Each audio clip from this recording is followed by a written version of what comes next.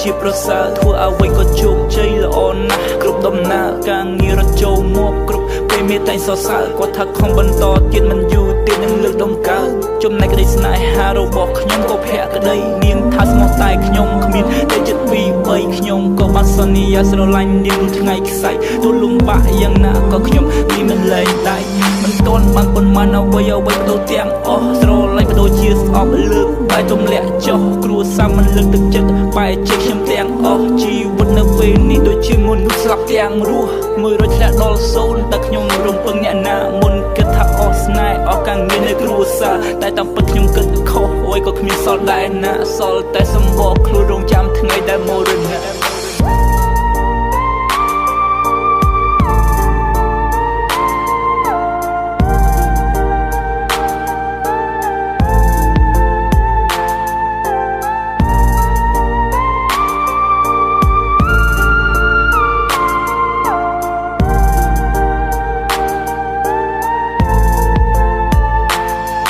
រឿងដែលគេនិទានប្រែខ្លះជាការពិតពីមុនខ្ញុំគិតថាវាគ្រាន់ជាការប្រឌិតរួមមើលទៅធម្មតាហើយអ្វីក៏ចង់ស្លាប់ដល់ពេលនេះជួបផ្ទាល់ទើបយល់ពីការពិតអ្នកថាពិតជាស្រួលអ្នកជួបទៅពិបាកពីមុនខ្ញុំរឹងមាំអីលើប្រែកំសាខ្ញុំខ្លាចការមើលងាយមើលស្រាលមិនទៅបង្អាប់អ្វីដែលខ្ញុំមិនខ្លាចនោះគឺសេចក្តីស្លាប់ឯងចាប់ពីថ្ងៃហ្នឹងមិនមកធ្វើការទៀតទេហើយយកវ៉ែវ៉ាន់ឯងចេញពីក្រុមហ៊ុនអញភ្លាមមានតែមើលខ្លួនឯងមួយថ្ងៃហ្នឹងថាខ្លួនឯងមានអីគេខ្លះបានមកស្រឡាញ់ខ្ញុំហ្នឹងបានចាប់ពីថ្ងៃហ្នឹងទៅយើងបែកគ្នាអាកូនចង្រៃធ្វើអីក៏មិនបានការឯងចង់ទៅណាក៏ទៅអាកូនចង្រៃរាល់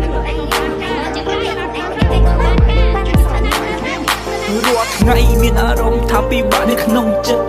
តែឮសំឡេងគេនាងជាប់ជានិច្ចរាល់ពេលដែលឆ្លងកញ្ចក់ឃើញតែផ្សែងខ្មៅជុំចិត្តប្រៀបដូចជាមានមនុស្សមកទីចង់យកជីវិតឬក៏ជិតដល់ពេលដែលខ្ញុំត្រូវចាក់ចេញមកឆាប់យកខ្ញុំទៅព្រោះនៅក៏មិនចំណេញមនុស្សដូចជារូបខ្ញុំគ្មានទេអ្នកដែលស្រឡាញ់គឺមានតែអ្នកស្អប់អ្នកមើលងាយនិងអ្នកជ្រិញបើសិនខ្ញុំទៅបាត់ប្រហែលគេនឹងសប្បាយមិនថាស្នេហាការងារពុកម្ដាយទោះបើជាខ្ញុំនៅក៏គ្មានអ្នកខ្វល់ខ្វាយពេលខ្លះខ្ញុំសែនខ្លាចពិភពលោកនេះដល់ហើយខ្ញុំចង់បដូរកន្លែងទៅរស់នៅភពថ្មីរស់នៅតែម្នាក់ឯងគ្មានអ្នករញ៉េរញ៉ៃសូមនៅឲ្យបានសុខវេលាកាន់តែខ្លីគេមកយក